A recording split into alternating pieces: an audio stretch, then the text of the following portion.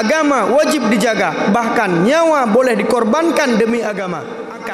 Akal wajib dijaga. Khamar diharamkan, sabu-sabu diharamkan. Apalagi sabu-sabu, jangankan bukan hanya saja merusak akal, tetapi juga bisa membunuh orang lain. Nikahan yang sah diharamkan, nikah mut'ah diharamkan, pacaran diharamkan, kumpul kerbau dan kumpul-kumpul yang lain, khalwat dan sebagainya yang bisa mendekatkan seseorang kepada perzinahan, yang bisa mendekatkan seseorang kepada melakukan zina. Maka ini diharamkan dan wajib dijaga keturunan manusia. Keturunan manusia berbeda dengan keturunan binatang.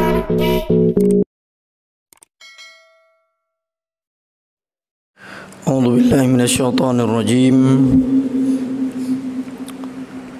Bismillahirrahmanirrahim.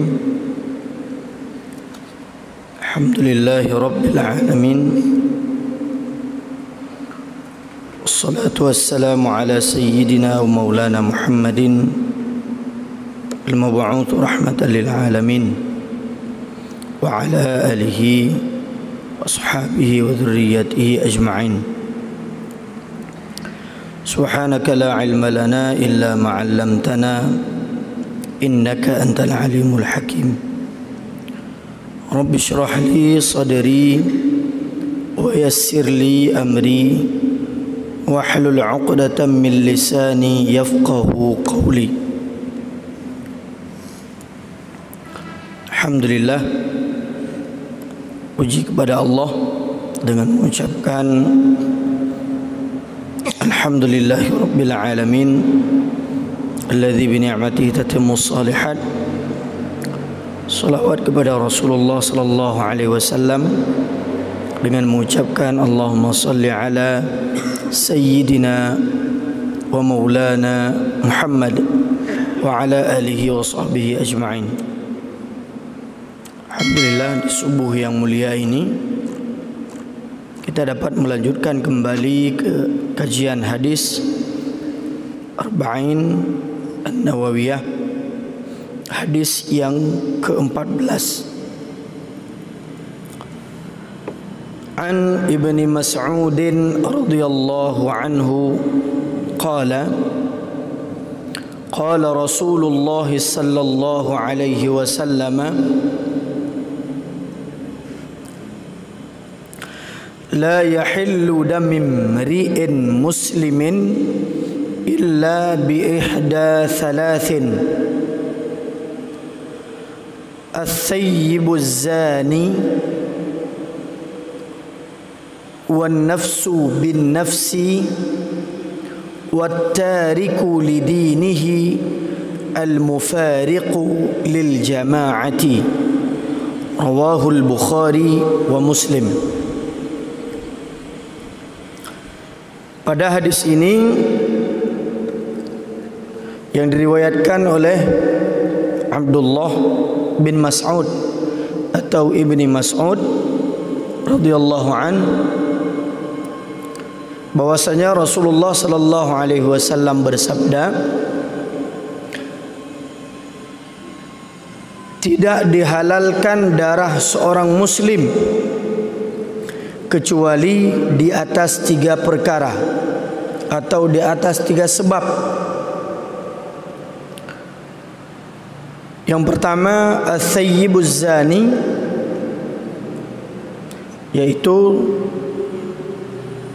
orang yang berzina dan sudah menikah dengan nikah yang sah, jiwa dengan jiwa atau nyawa dengan nyawa, orang yang meninggalkan agamanya dan memisahkan diri daripada jamaah. Hadis diriwayatkan oleh Imam Bukhari dan Imam Muslim. Perlu kita ketahui, hadis ini merupakan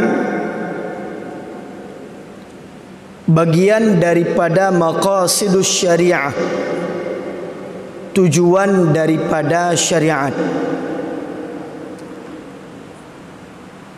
Para ulama menyebutkan Maqasid syariah tersebut dibagi kepada 3. Yang pertama ad-daruriyah, yang kedua al-hajiyah, yang ketiga at-tahsiniyah.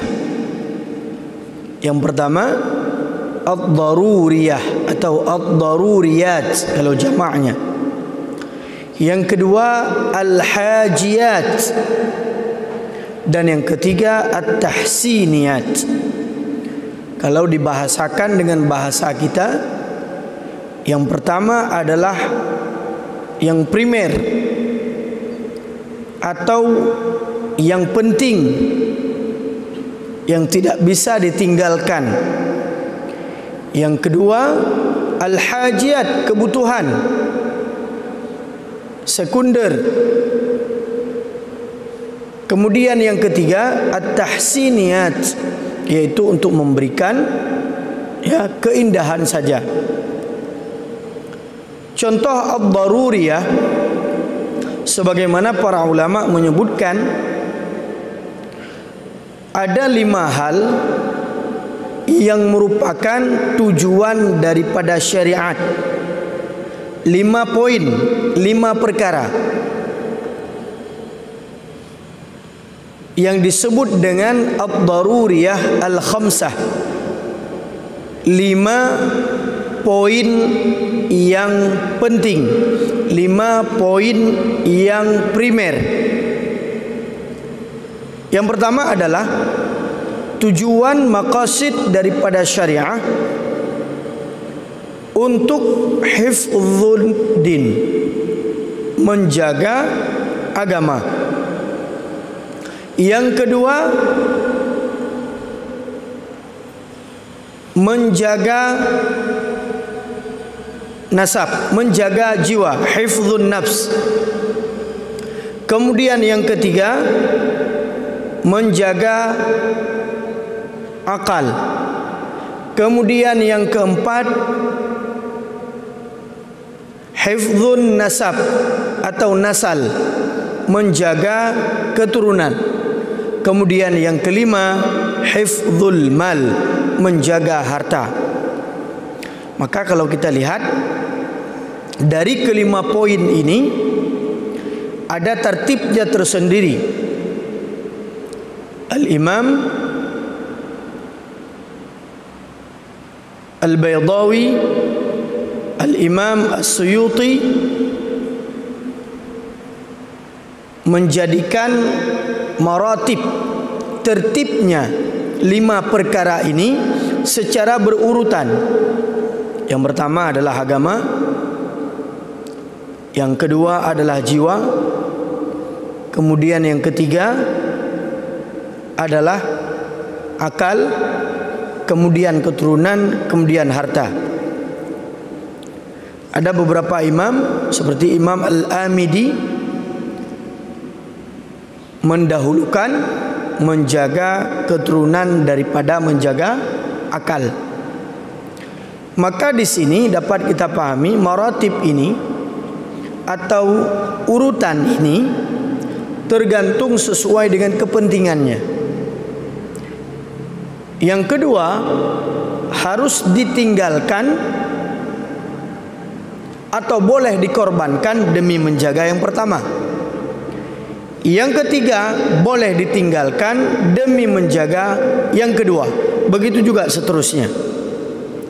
Yang pertama adalah di dalam hadis ini kita lihat 3 poin yang disebutkan oleh Rasulullah sallallahu alaihi wasallam. Yang ketiga poin ini termasuk ke dalam ad-daruriyah al-khamsah. Yang pertama adalah menjaga agama.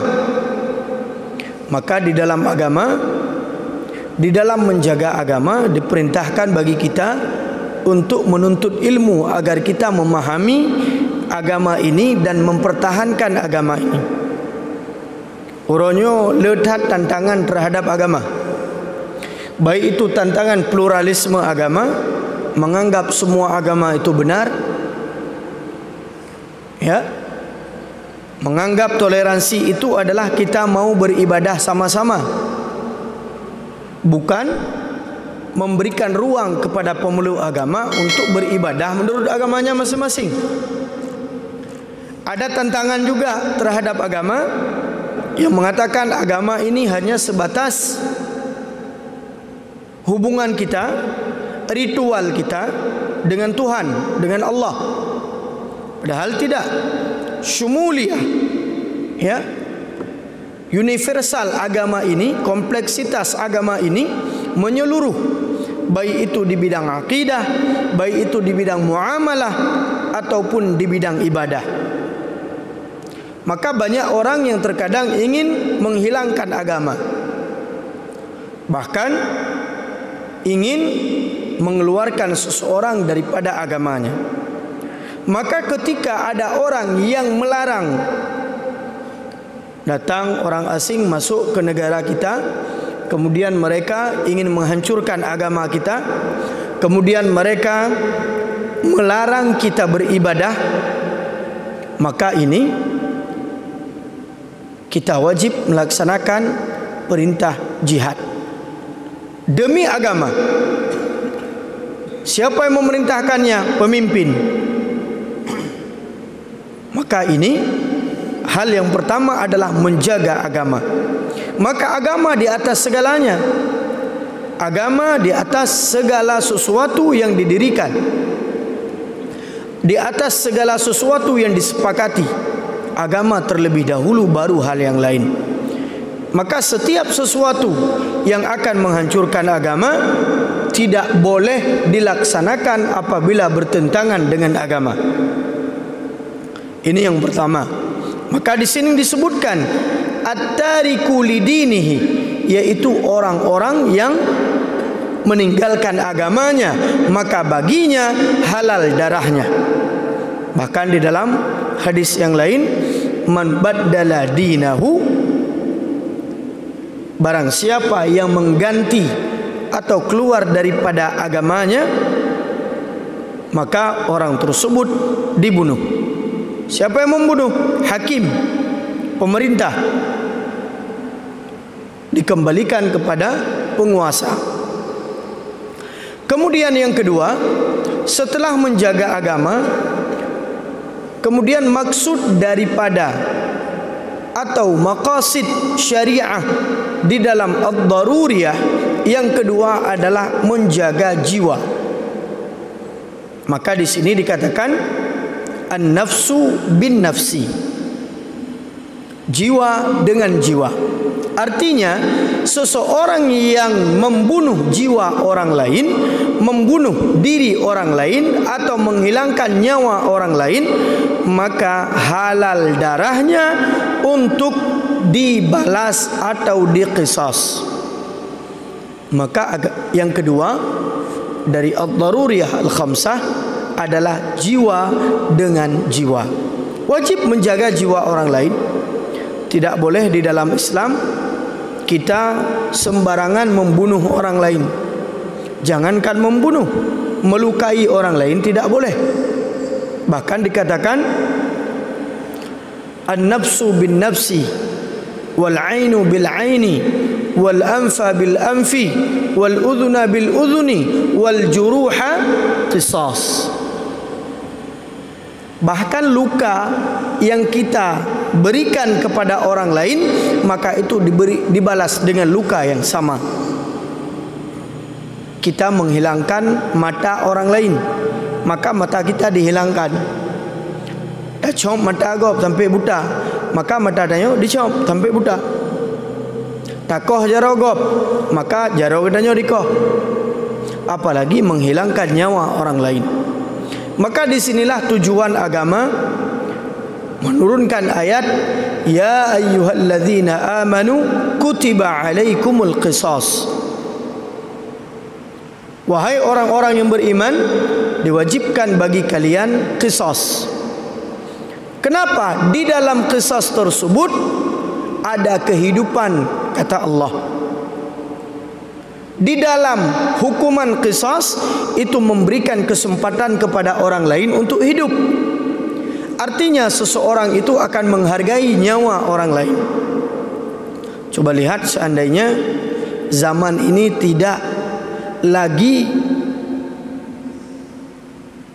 dijaga oleh agama, ya, zaman ini tidak lagi seseorang itu memperhatikan nyawa orang lain, menghargai nyawa orang lain. Asaika berkuasa, bunuh.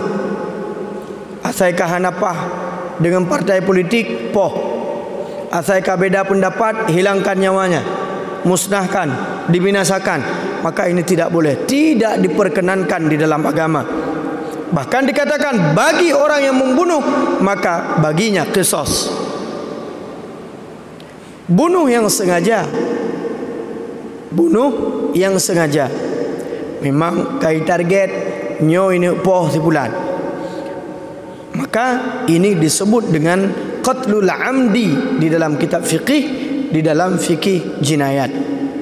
Maka hadirin yang dimuliakan oleh Allah Subhanahu wa taala, wan nafsu bin nafsi, maka di sini perkara yang kedua di dalam agama, perkara yang kedua di dalam maqasidus syariah, di dalam ad-daruriyah al-khamsah adalah menjaga jiwa manusia, menjaga nyawa orang lain.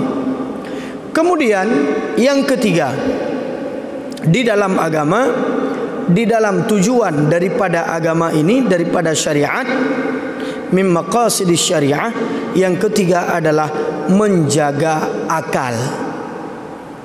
Maka akal wajib dijaga, sehingga ada hukum, ada hukuman bagi orang-orang yang sengaja menghilangkan akal. Karena peran akal terhadap manusia ini sangat berpengaruh. Yang pertama, peran akal terhadap perintah ibadah. Mukallaf, orang-orang yang dibebankan kepadanya ibadah, itu bagi orang yang berakal. Solat wajib bagi orang yang berakal.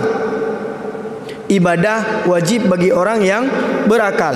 Maka peran akal di dalam agama ini sangat penting, sehingga agama mengatakan wajib menjaga akal dan mengharamkan sesuatu yang dapat merusak akal.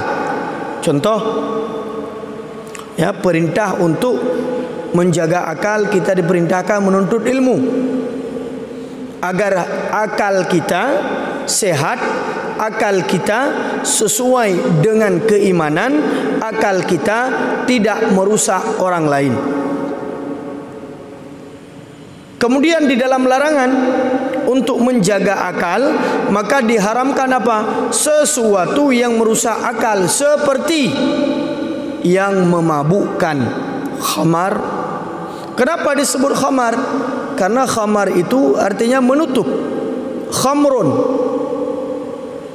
ya, khamrun itu menutup. Artinya seseorang yang meminum khamar, dia itu akan menutup akalnya, sehingga dia tidak sehat pikirannya. Jadi gara-gara tutup pakai, karena sehat le, pakai habis krek-krek tapu ijak berjalan, ijak berjalan pajo, ada lambro, hana le sehat akai, maka gekun urung pungo, karena urung hana sehat akai. Diharamkan sabu-sabu. Kenapa? Dapat merusak akal. Diharamkan, ya, menyajino nalim cap kameng, jampu bensin. Luar biasa. Banyak hal-hal yang dapat merusak akal generasi muda hari ini, sehingga akalnya tidak sehat. Jangankan kita ajak mereka nanti untuk membela agama, membela bangsa, ibela droy hana muphum. Ya, droy sendiri ibela apa kan? Akai ka hana le betul. Maka agama menjaga akal, memerintahkan kita untuk menjaga akal dan mengharamkan sesuatu yang merusak akal manusia.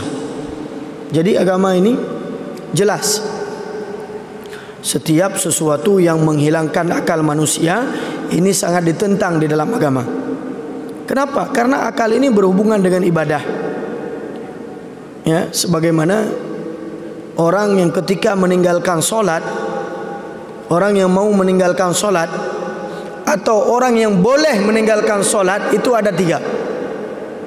Siapa? Yang pertama orang kafir. Orang kafir tidak wajib baginya solat. Na'udzubillah, orang-orang yang tidak mau solat, ketika ditanyakan kepadanya, kenapa kamu tidak solat? Dia mengatakan, solat tidak wajib lagi bagi saya. Maka dia sudah kafir. Bahaya. Kemudian orang yang boleh meninggalkan solat siapa? Yang kedua, anak bayi, anak-anak, anak mit. Maka yang perlu yang juk ke bah sembahyang anak mit.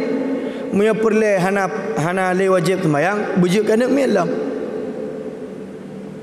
Yang paling mudah yang ketiga, orang yang tidak berakal, urung pungo. Maka saya kata ada sembahyang pungo-pungo roju.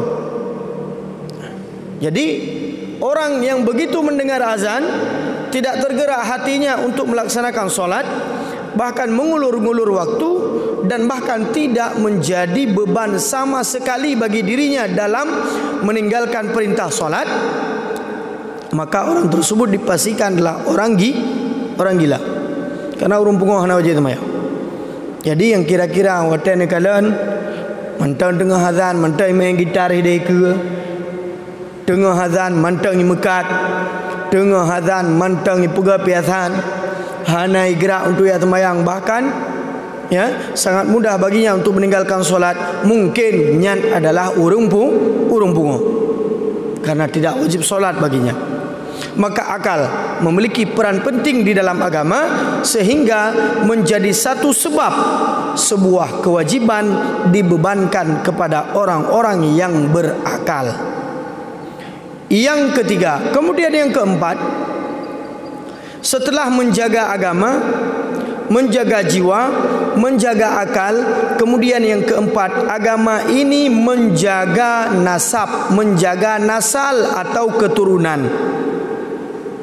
Maka di sini dikatakan dalam hadis ini, salah satu sebab seseorang itu halal darahnya adalah as-sayyibuz zani, yaitu seseorang yang berzina dan dia telah menikah dengan nikah yang sah. Di dalam hal ini Allah menguatkan ya larangan ke orang-orang untuk berzina, bahkan mendekati zina. Wala taqrabuz zina. Jangan kamu dekati zina. Dekat saja tidak boleh, apalagi berzina.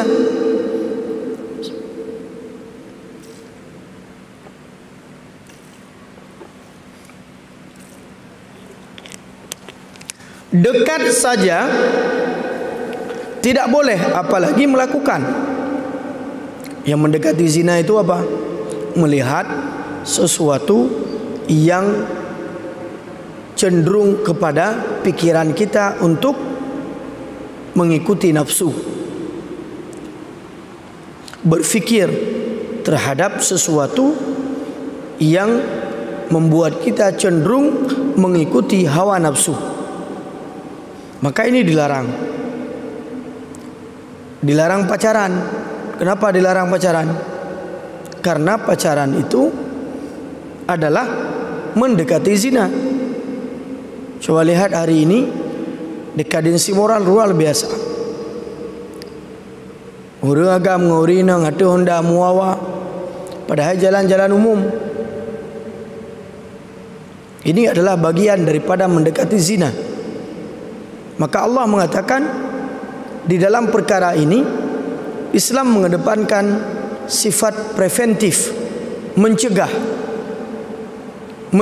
zina, yaitu dengan mencegah mendekati zina, menutup segala sesuatu yang dapat membuat orang itu mendekati zina. Oh gedanyo nak kedai kopi, maka batasi cara duduk orang-orang yang ada di kedai kita. Kalau kawin, oh menyagalam kata, bujut. Hanjir dua toto, apalagi yang teput. Maka orang-orang yang memfasilitasi untuk mendekati zina, dia memiliki dosa yang sama terhadap sebagaimana orang yang melakukan. Nya cukup jai fasilitator lah. Pegat kedai minta rezeki tetapi dengan buat haram. Kiban cara buat haram? Tak fasilitasi orang-orang untuk bermaksiat kepada Allah. Hinan tak sediakan khamar, hinan tak sediakan tempat agak remang-remang. Cik tengah aja. Jino makin support tempat, makin ramai orang jak. Makin terang tempat, makin need orang jak. Apa pakar lam support dum puji pega anak sokalan. Menyelam terang. Hai dia pegat. Karena mentang nama le. Maka agama ini wajib menjaga nasab. Maksud daripada syariah yang keempat iaitu menjaga nasab keturunan dengan diharamkannya zina. Maka di sini hukuman zina itu berat. Hukuman zina itu berat bagi orang yang belum menikah dengan nikah yang sah, kemudian mereka berzina. Az-zaniyatu waz-zani fajlidu kulla wahidatin minhuma mi'ata jaldah. Perempuan dan laki-laki yang berzina, maka deralah mereka sebanyak 100 kali cambuk. Alhamdulillah di Aceh diberikan kewenangan untuk melakukan hadduz zina, yaitu melakukan hukum jinayat. Hukum jinayat dengan mendera atau mencambuk orang-orang yang berzina. Cuman saya cehnya kai terapkan syariat Islam cika teke perut urang luayan. Urang-urang yang hana galak ke syariat asaika dimulai syariat bak katanya ka teke ulai. Contoh sebelumnya hukuman di dalam perzinaan, hukuman cambuk, baik itu karena berzina maupun karena khalwat ataupun karena minum khamar, itu dicambuk di depan umum. Karena perintah agama, wal yashhad alaihi ta'ifatum minal mu'minin, dan cambuk itu disaksikan oleh orang-orang yang beriman. Untuk apa? Supaya menjadi iktibar, supaya menjadi pelajaran bagi orang yang melihat, menjadi efek jera bagi orang yang melakukan. Jadi tujuannya menyatakan menyatakan tokalan putruk serta atau ipu lebih atau ipu kurang, maka tidak ada yang tahu. Hukum zina bagi orang yang sudah menikah dengan nikah yang sah, agama memerintahkan mereka itu dirajam sampai mati. Maka di sini disebutkan dalam hadis ini, as-sayyibuz zani, yang halal darahnya boleh dibunuh, yaitu orang yang sudah menikah dengan nikah yang sah kemudian mereka berzina, maka baginya yaitu hukum rajam. Bagaimana hukum rajam? Diikat, kemudian kalau laki-laki ditanam sebatas pusatnya, kemudian dilempari batu sampai mati. Perempuan ditanam sampai batas lehernya, kemudian dilempari batu sampai mati. Itu hukum kepada orang-orang yang sudah menikah lalu berzina dengan orang lain. Maka ini agama. Hak asasi manusia sagai go. Islam menjaga keturunan manusia, kan lagi keturunan minya. Kibang keturunan minya. Kadang-kadang anak minya yang mengkawin lam ngema minya. Yang mengkawin ngema lam nyam binatang. Maka uronyo ketika hukum zina tidak diterapkan, maka kehidupan manusia ini sebagaimana kehidupan binatang. Hanale taturitah keturunan, hanale taturitah keturunan manusia. Urang kiban galak puikeun kumpul kebo cit kebua mendum. Dalam satu rumah dalam satu tempat, hina nuragam, hina nurinang, tidak ada batas, tidak ada sekat dan sebagainya, maka ini bagian daripada hal-hal yang mendekati zina. Maka hukum rajam diterapkan di dalam Islam, jelas hukumnya. Cuma regulasi hukum perlu dibicarakan, apalagi di Aceh diberikan hak untuk menerapkan syariat Islam. Bagi orang yang sudah dihukum dengan hukuman rajam, lalu dia mati dan bertobat kepada Allah Subhanahu wa taala, maka diterima taubatnya oleh Allah Subhanahu wa taala. Ada seorang perempuan dari Juhainah. Datang perempuan ini kepada Rasulullah sallallahu alaihi wasallam dan dia di dalam keadaan mengandung. Dia mengatakan, "Ya Rasulullah, saya telah melakukan zina. Maka fa'aqim alayya had."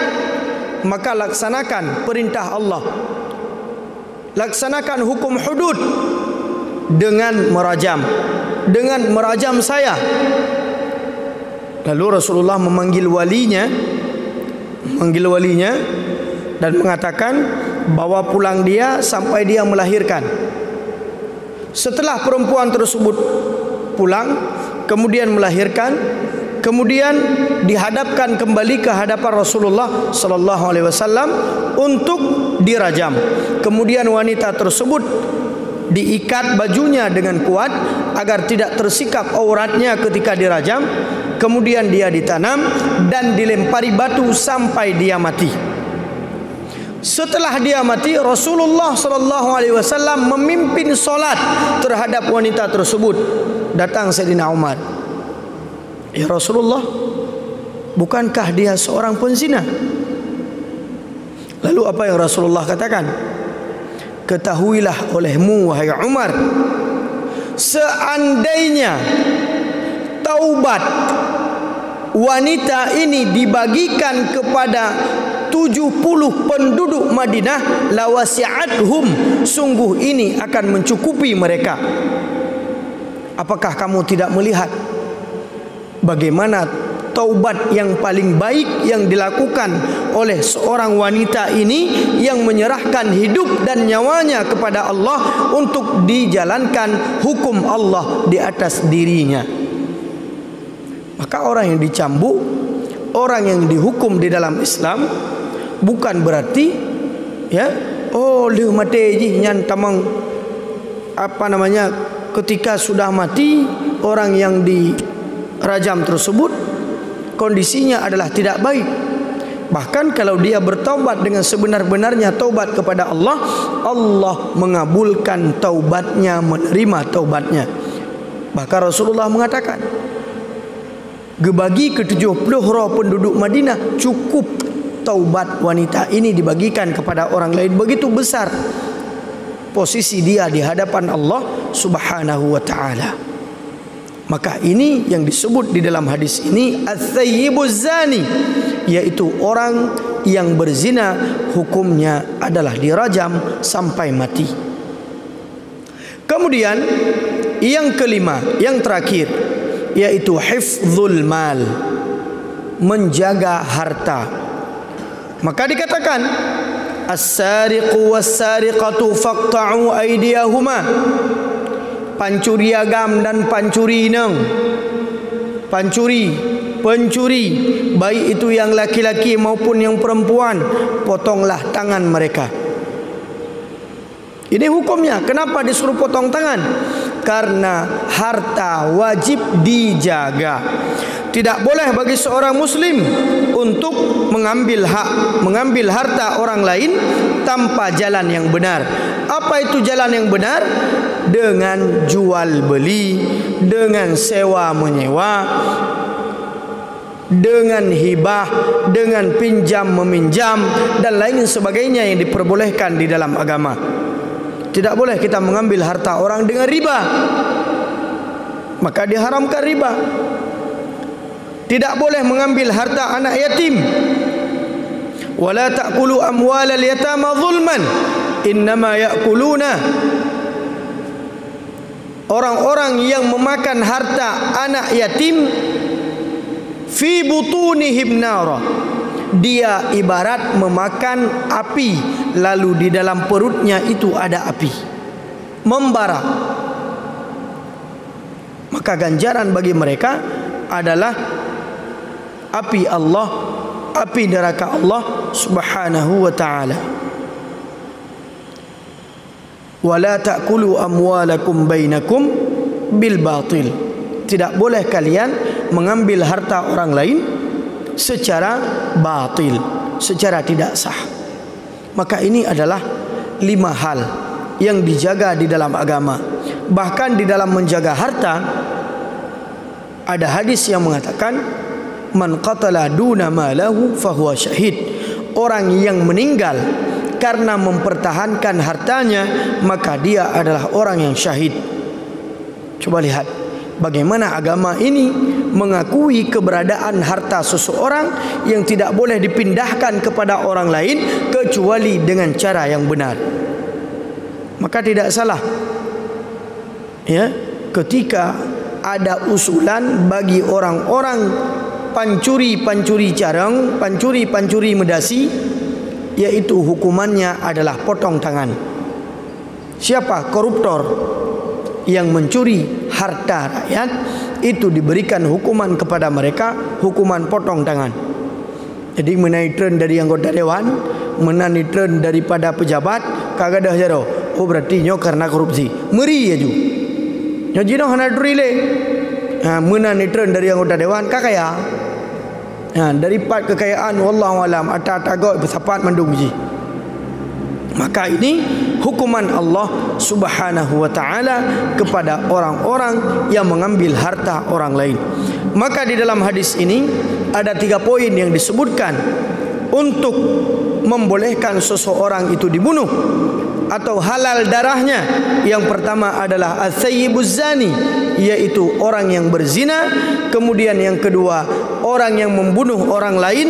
Kemudian orang yang meninggalkan agamanya dan meninggalkan jamaah. Makna meninggalkan jamaah adalah orang-orang yang memberontak terhadap pemerintahan yang sah, terhadap pemerintahan yang memperbolehkan mereka untuk taat dan beribadah kepada Allah Subhanahu wa ta'ala. Maka hadirin yang dimuliakan oleh Allah, tujuan daripada agama ini, tujuan daripada hukum yang diterapkan oleh syariat ini adalah untuk menjaga 5 perkara yang kita sebutkan tadi. Yang pertama adalah menjaga agama. Agama wajib dijaga, bahkan nyawa boleh dikorbankan demi agama. Kita berperang, nyawa kita. Innallaha ashtara minal mu'minina anfusahum. Allah membeli dari seorang mukmin itu jiwa mereka, nyawa mereka. Yuqatiluna fi sabilillahi fayaqtuluna wa yuqtalun.